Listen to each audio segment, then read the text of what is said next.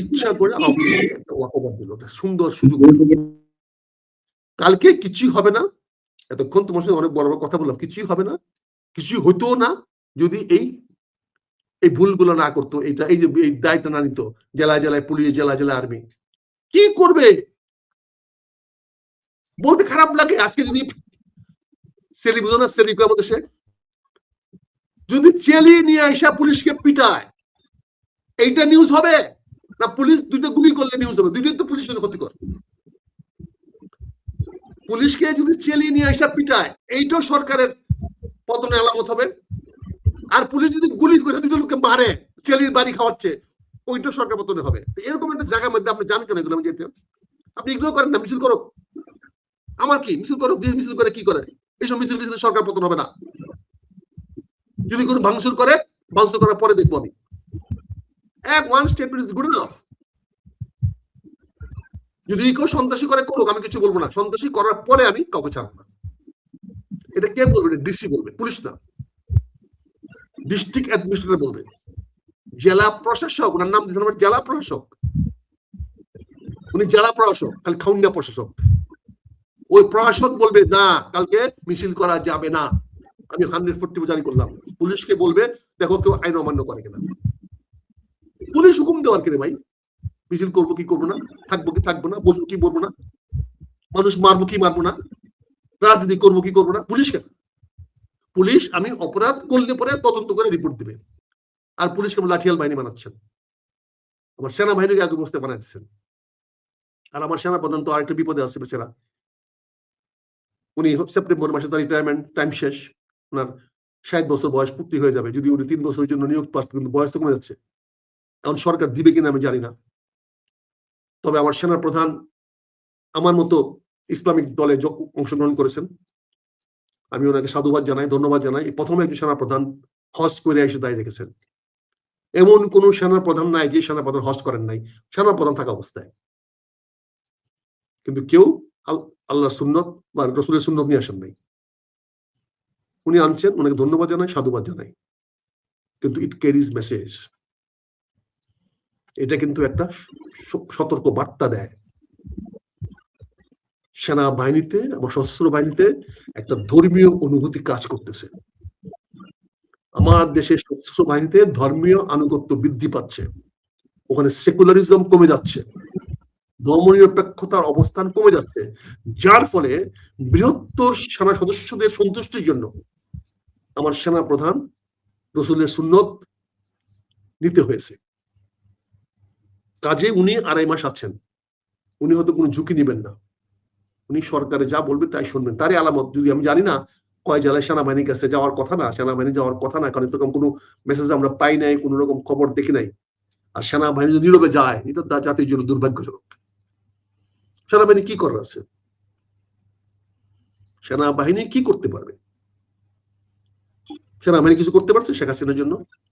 শেখ হাসিনা অনেক খাওয়াইছে, পড়াইছে, রুটি বাদ দিয়ে ভাত খাওয়াইছে, বলেন, সবকিছু দিছে, পেশন ভাতা বাড়াইছে, এটা বাড়াইছে, ওইটা বাড়াইছে, পেনশন দিছে, বিশাল বিশাল বিল্ডিং বানাই দিছে, বাড়ি বানাই দিছে, প্রাসাদ বানাই দিছে, এক একজনে কি বড় বড় প্রাসাদ বানাই দিছে।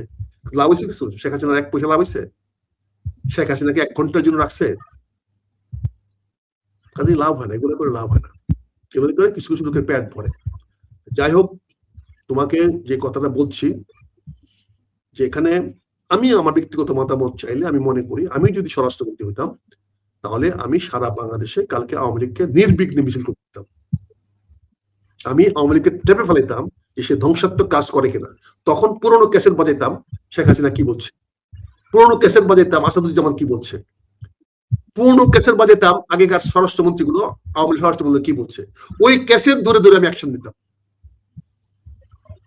মিছিল করো, আমি কোনো বাধা দিতাম না, সারা ঢাকা শহর মিছিল করো, কোনো বাধা দিতাম না।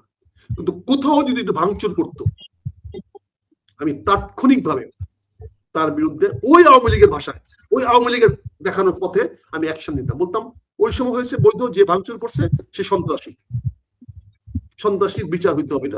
এটা এটা কোনো কেউ সবাই সমর্থন করবে। আমিও সন্ত্রাসী করলে আমার এই বক্তব্য যদি আমি উস্কায় দেই, তুমি আমার উস্কানির বিরুদ্ধে মামলা করবা। কিন্তু আমি উস্কাচ্ছি না, আমি বলছি রাষ্ট্রকে শান্তিপূর্ণ করতে হলে একজন স্বরাষ্ট্রমন্ত্রীর প্রয়োজন যে ম্যাচিউরড, যে নিজের স্বার্থের ঊর্ধ্বে উঠে কাজ করতে পারে, যে নিজের ব্যক্তিগত স্বার্থের বাইরে কাজ করতে পারে। কি মজা! কালকে আওয়ামী লীগ দেখো খেলাটা কি জমছে, কালকে আওয়ামী লীগ গন্ডগোল করবে করে ধরে নিলাম, শান্ত হয়ে গেল। সন্ধ্যের সময় টেলিফোন আসবে বেজিং থেকে, ভাতিজা সব ঠিক করে বলছি, কোনো সমস্যা হয়নি ঢাকা শহরে। কোথায় আওয়ামী লীগ? পুরাই দিচ্ছি আমি। চিটাঙ্গের ভাষায় বলবে, ঢাকা ভাষায় বলবো না, আমি ঢাকায় ভাষায় বলতেছি। এই টেলিফোনটা সুযোগ দিলেন, কালকে সন্ধ্যার সময় একটা প্রীতি আলাপ হবে ঢাকা বেজিং এ। আরে ভাই কিচ্ছু সমস্যা নাই, কোথায় আওয়ামী লীগ? খুঁজে পাওয়া যায় নাকি আওয়ামী লীগ? সব ঠিক করে ফেলেছেন, আমি স্বরাষ্ট্রমন্ত্রী না, আপনি চিন্তা করেন না, আরো 5-7 দিন বেড়ে আসেন। দিস ডায়লগ কালকে হবে। পারলে ঠাকাও ডায়লগটা উল্টা করো দেখি, আমি উস্কাচ্ছি না, কিন্তু বলছি কালকে সন্ধ্যার সময় কি ডায়লগটা হবে দুজনের মধ্যে। ওকে আক্তার ভাই, আমরা আজকে দীর্ঘ আলাপ করলাম, নিশ্চয়ই আরো আরেকজন মন্ত্রী এবং পুলিশের ক্ষমতায়ন করার জন্য এটা আওয়ামী লীগ উস্কা দেওয়া হচ্ছে। 70টা কালকে 700 মিছিলের খবর আসবে এবং 700 মিছিলকেই পুলিশ দক্ষতার সঙ্গে দমন করে ফেলেছে। আওয়ামী লীগের কালকে পরিকল্পনা ছিল এইটা দখল করবে, ওইটা দখল করবে, এই দখল করবে, তাদের সকল পরিকল্পনা নস্যাৎ করে দেওয়া হয়েছে। এই প্রেস রিলিজ কালকে বিকালে তুমি পাইবা, এটার উপরে কালকে তোকে রাখতে টক শো করবে। এই প্রেস রিলিজটা পাইলে পরে দেখবা নস্যাৎ, আওয়ামী লীগের সকল ষড়যন্ত্র নস্যাৎ করে দেওয়া হয়েছে। দক্ষ সারা বলে ওই স্বরাষ্ট্রমন্ত্রীর নেতৃত্বে না, পুলিশ অত্যন্ত কর্মতত্ত্ব ভাবে আওয়ামী লীগের সকল ষড়যন্ত্র নস্যাৎ করে দেওয়া হয়েছে, ভারতীয় চক্রান্ত বাতিল করে দেওয়া হয়েছে, নস্যাৎ করে দেওয়া হয়েছে। তালিয়া বাজাও বাচ্চা লোক, তালিয়া বাজাও। কালকে তালিয়া এগুলা বলতে দেওয়ার জন্য, আর এগুলা বলার সাহস পাচ্ছি। আমার হঠাৎ করে কেন জানি মনে হচ্ছে আমার শহীদ হওয়া দরকার। এই ডাক্তারি হাসপাতালে গিয়া চিকিৎসা নিয়ে লাভ নেই। আবার আমাকে মজার জিনিস কি জানো, সবচেয়ে মজার জিনিসটা বলি, 1923 সনে আমাকে আওয়ামী লীগ ক্যান্টনমেন্টে প্রবেশ নিষিদ্ধ করছে। 1923 সনে শেখ হাসিনা আমার অর্ডিনার আছে।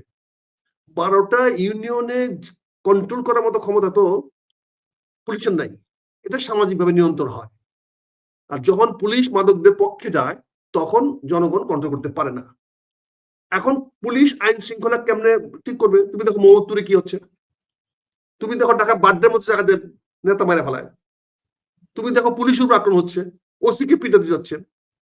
ও দেখলাম যে ওদিন ময়মনসিংহে কোথায় মিটিং হচ্ছে, পুলিশকে দৌড়াইতেছে। তারপরে পুলিশ শক্তি অর্জন করতে হলে এখন এই মিছিলগুলো বিভিন্ন এলাকায় পুলিশের ছত্রছায়াই হচ্ছে। এই জন্য হচ্ছে সরকারকে ভয় দেখানোর জন্য। এখন যদি আওয়ামী লীগ কোনো ভয় সৃষ্টি করতে পারে, বিধি সৃষ্টি করতে পারে, আওয়ামী লীগ যদি সরকারের সামনে চ্যালেঞ্জ হয়ে দাঁড়াতে পারে, তাহলে চ্যালেঞ্জটা মোকাবেলা করবে কি? দুইভাবে করা যেতে পারে, একটা রাজনৈতিক ভাবে আর একটা প্রশাসনিক ভাবে। কিন্তু দুর্ভাগ্য হলো বাংলাদেশে আমরা সেই 1954 সন থেকে আমরা দেখে আসছি যে বাংলাদেশে রাজনৈতিক ভাবে কোনো সমস্যা মোকাবেলা কেউ করা হয় নাই। সেই 54 সনের সমস্যা সমাধান করতে গিয়ে 58 সনে আইয়ুব খান মার্শালও দিয়েছে, ইস্কান্দর মির্জা মার্শালও দিয়েছে। ইস্কান্দর মির্জাই আমার কি বলে ইন্ডিয়ার মুর্শিদাবাদের লোক। সেই ইস্কান্দর মির্জাফরের বংশধররা তারা পাকিস্তানে মার্শাল দিয়ে সমস্যা সমাধান করার চেষ্টা করছে, যেই মার্শাল লটা এখন পর্যন্ত পাকিস্তান বেরিয়ে আসতে পারে নাই। আমরা 71 সনের রাজনৈতিক সমাধান দিয়ে আমরা বিদেশি শক্তির সহায়তায় নিজেরা ভাই ভাই মারামারি কাটাকাটি করে আমরা একটা বাংলাদেশ অর্জন করেছি। পরবর্তী দেখা গেল যে বাংলাদেশেও আমরা কোন রাজনীতি মোকাবেলা করতে পারি নাই। সিরাজ শিকদারকে আমরা রাজনীতি মোকাবেলা করতে পারি নাই। সিরাজ শিকদারকে আমাদের প্রথম 1973 সনে প্রথম আর্মি মাঠে নামানো হয়েছিল সিরাজ শিকদারের বিরুদ্ধে।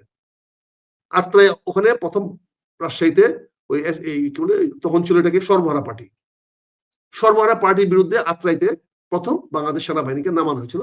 দুর্ভাগ্য হলো বঙ্গবন্ধুর আমলে, আইরনি অফ ফেট, যে বঙ্গবন্ধু শেখ মুজিবুর রহমান আজীবন সেনাবাহিনীর বিরুদ্ধে যুদ্ধ করলো, সেনাবাহিনীর বিরুদ্ধে সংগ্রাম করলো, পাকিস্তান সেনাবাহিনীর বিরুদ্ধে কথা বললো, তিনি ক্ষমতায় এসে 1.5 বছরের মাথায় তিনি সেনাবাহিনীকে নামিয়ে দিলেন সর্বহারাদিকে নিধন করার জন্য। রাজনৈতিকভাবে উনি মোকাবেলা করার চেষ্টা করলেন না।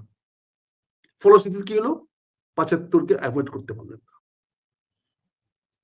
75-এর পর থেকে এই মার্শাল মাঝে মাঝে আসে, সামরিক শাসন আসে, কিছুদিনের জন্য যায়, তারপরে এরশাদ তো 9 বছর ঘাটি গাড়িরা বসলো। একটা রাজনৈতিক প্রক্রিয়া শুরু হয়েছিল।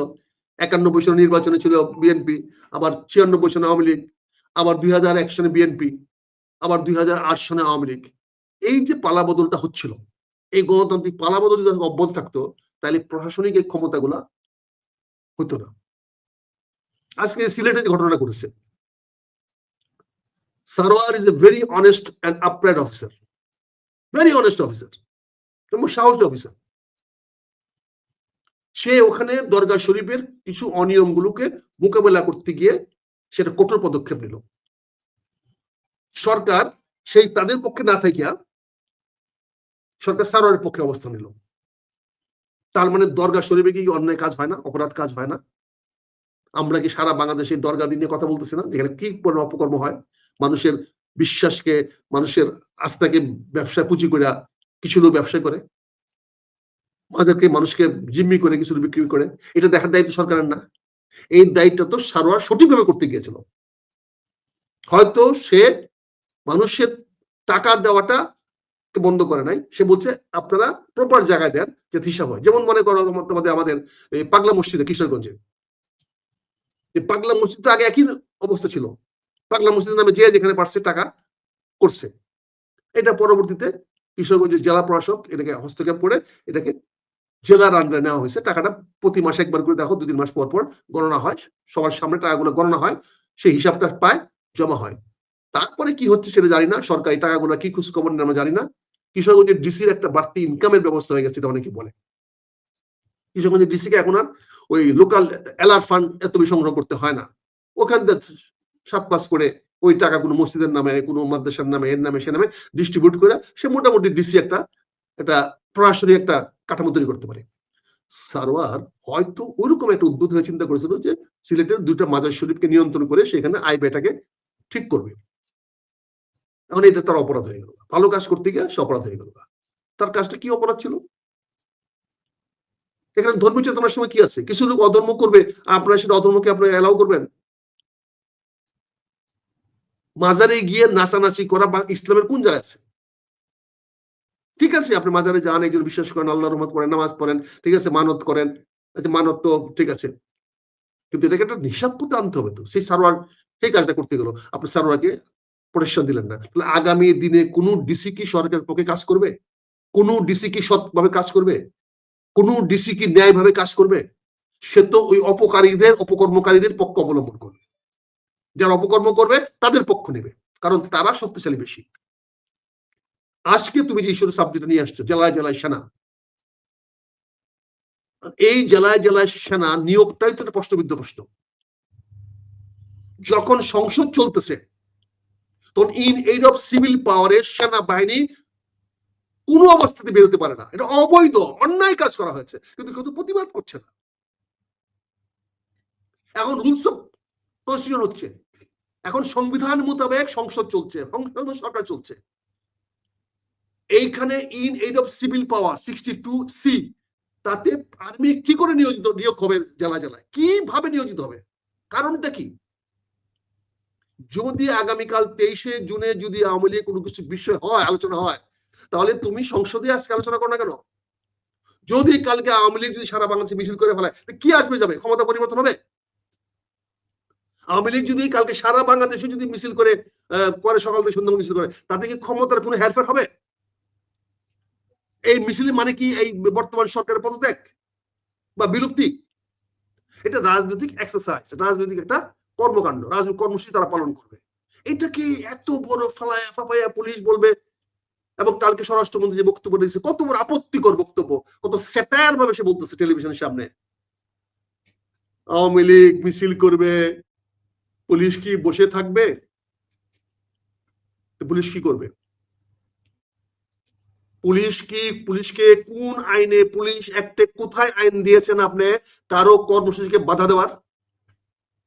বাংলাদেশ পুলিশ অ্যাক্ট বলেন, মেট্রোপলিটন পুলিশ অ্যাক্ট বলেন, চট্টগ্রাম মেট্রোপলিটন পুলিশ অ্যাক্ট বলেন, রাজশাহী মেট্রো পুলিশ অ্যাক্ট বলেন, বাংলাদেশ পুলিশ অ্যাক্ট বলেন, পুলিশ অ্যাক্টে কোথায় লেখা আছে কাউকে কোনো অপরাধ করতে বা যে কোনো কাজ করতে বাধা দিবেন? সেই কাজটা অপরাধ কি অপরাধ না সেটা ডিসাইড করবে প্রশাসন। প্রশাসন মানে সিভিল অ্যাডমিনিস্ট্রেশন, ডিসি বা টিএনও, সে যদি মনে করে ঘটনা ঘটে যদি যায়, সে না করবে, তখন বলে সে 140 ধারা জারি হবে। এটা হলো টিওর ক্ষমতা, ম্যাজিস্ট্রেটের ক্ষমতা। আপনি সেটা না করে কে মিছিলের ডাক দিবে, আপনি পুলিশ বাড়ি করে দিলেন। পুলিশ কি আপনি পার্সোনাল লাঠিয়াল? পুলিশ কি ব্যক্তিগত বাহিনী? পুলিশ কি সরকারি বাহিনী? কোন রাজনৈতিক দলের বাহিনী? ধরে নিলাম আওয়ামী লীগ কালকে মিছিল করে বাংলাদেশ তছনছ করে ফেলবে, তছনছ করার পরে কি আপনি অ্যাকশন নিতে পারতেন না? তছনছ করার পরে তো সহজ হতো। এখন আপনি উস্কায় দিলেন। আওয়ামী লীগের নেতারা মিছিল করে পুলিশকে বলছে ধর। এই যে ধর শব্দটা একবার উঠে যাচ্ছে, তাহলে কি আপনি গৃহযুদ্ধের দিকে যাচ্ছেন? যে গৃহযুদ্ধকে অ্যাভয়েড করার জন্য আমরা আওয়ামী লীগকে 17 বছর আমরা সংগ্রামে যাইনি, কারণ আওয়ামী লীগ চাচ্ছিল একটা গৃহযুদ্ধ বাদক। এখনো তো আওয়ামী লীগ চায় একটা গৃহযুদ্ধ বাদক। সে গৃহযুদ্ধকে আপনি স্বরাষ্ট্রমন্ত্রী উস্কায়া দিচ্ছেন। আজকে যদি মনে করেন, আমি চিন্তা করলাম, আমি বললাম যে আমি সরকার ফেলাই দেব, সঙ্গে সঙ্গে বাড়ি করে ঘেরাও করে ফেলবেন পুলিশ এসে, সঙ্গে সঙ্গে আমাকে ধরে নিয়ে যাবেন, আপনি কেন বলছেন সরকার ফেলাই দিবেন? আর এটা তো আমার অধিকার। সরকারের প্রতি অনাস্থা দেওয়া এটা যে কোনো নাগরিকের অধিকার। সে সংগঠিত করতে পারে, ইলেকশনের নির্বাচনের জন্য তৈরি করতে পারে, সে আর্লি নির্বাচন দাবি করতে পারে, সে সরকারের পদত্যাগ দাবি করতে পারে। কেন আজকে ইংল্যান্ডে কি হচ্ছে? প্রধানমন্ত্রী হুমকি দিয়েছেন আমি পদত্যাগ করব, কারণ সংসদে তার আইন পাস হচ্ছে না, সে সংসদকে ফেস করতে পারছে না। সে বলছে যে আপনারা আমার কথা না শুনেন, আমি পদত্যাগ করব। বাংলাদেশের সেই অবস্থাটা নাই। যে কোনো মানুষ সরকারের বিরুদ্ধে বক্তব্য দিতে পারে, অবস্থান নিতে পারে, কার্যক্রম করতে পারে, রাজনীতি করতে পারে। করার পরে যদি আমার এই কাজটা কোনো প্রকার এন্টিস্টেট হয়, এই কাজটা যদি আমার কোনো প্রকার আইন শৃঙ্খলা ভঙ্গ হয়, আপনি 144 ধারা জারি করেন, ম্যাটার চুকে যাচ্ছে। আপনি পুলিশ দিয়ে ঘরে ঘুমায় থাকেন না 144 জারি করে দিয়া, তারপর যখনই কেউ মিছিল আসবে আপনি বাসি ফয়ে অ্যারেস্ট করেন। কেন? আপনি 144 ধারা ভঙ্গ করছেন। মিছিল করার পরে বাড়িতে ধরে নিয়ে আসেন না, কারণ আপনি 144 ধারা ভঙ্গ করছেন। আপনি সেটা করলেন না, আপনি পুলিশ লেলায়া দিবেন, সেনাবাহিনী লেলায়া দিবেন। আপনি সেনাবাহিনী আজকে কার নির্দেশে সেনাবাহিনীকে মাঠে নামাইলেন? ইউনিয়ন অফ সিভিল পরে পাঠিয়ে দিলে সংসদের কাছে জিজ্ঞাসা করতে হবে তো। সংসদে কি আপনি 300 ধারায় কি স্বরাষ্ট্রমন্ত্রী বক্তব্য দিয়েছে, রেড অ্যালার্ট জারি করেছে, সারা বাংলাদেশে এরকম হচ্ছে, আমার পুলিশকে এক্সট্রা কাজে লাগাতে হচ্ছে, এই কথাটা কি সংসদের কাছে জানাইছে? আর সবচেয়ে দুর্ভাগ্য হলো আমাদের, মানে এগুলো বললেও তো ভয়াবহ চিন্তা করতে হয়। আপনি প্রধানমন্ত্রী এমপিদেরকে বলছেন আপনি কুমিল্লায় কি করতেছেন, সংসদ চলতেছে। এমপি সাহেবকে মাননীয় প্রধানমন্ত্রী বলেছেন আপনি এখানে কি করেন, সিলেটের কুমিল্লা কোথায় যেন সংসদ, সংসদ না কেন? আজকে যদি বাংলাদেশ মানুষ প্রশ্ন করে আপনি মালয়েশিয়া কি করতেছেন, আপনি চীনে কি করতেছেন, সংসদ চলতেছে না আপনার? তার মানে সংসদ নেতা, আপনার নেতা নাই, সংসদ চলবে কেমনে? তুকলো কিভাবে তো দেশ চালানো যাবে না রে ভাই।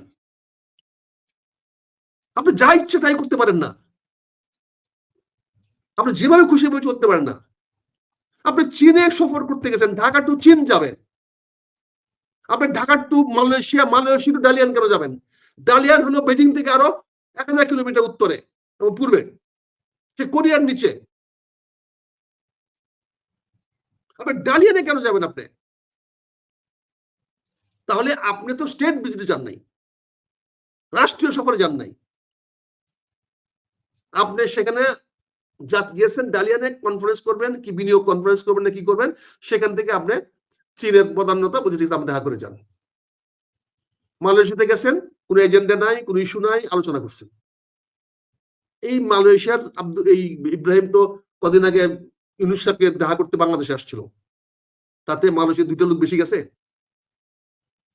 তাতে যারা ইলিগাল মালয়েশিয়াতে আছে তাদের 2টা লোকের বদলে দিয়েছে 2 বছরে? আজকে আপনি মালয়েশিয়াতে গেলেন, ভোজ করলেন, খাইলেন, দাইলেন, আপনি লজ্জা করলেন না বলতে যে আপনারা এখানে রাস্তাঘাট পরিষ্কার করেন, আর বাংলাদেশে পরিষ্কার হয় না? ওখানে তো আপনার মেয়রদের মতো মেয়র নাই, ওখানে বাংলাদেশের সুইপার গুলো পাঠিয়েছেন, মেয়র তো পাঠায় না, মেয়র তো ওদের। আপনি লজ্জা করলেন এই কথাটা বলতে, আপনি এতগুলো মানুষের সামনে যে আপনার মালয়েশিয়াতে পরিষ্কার করতে পারেন, পরিষ্কার রাখতে পারেন, আর বাংলাদেশে পারেন না। তারপরে সুইপার পাঠাচ্ছেন মালয়েশিয়াতে, তাদেরকে সুইপারের সঙ্গে তুলনা করলেন আপনি।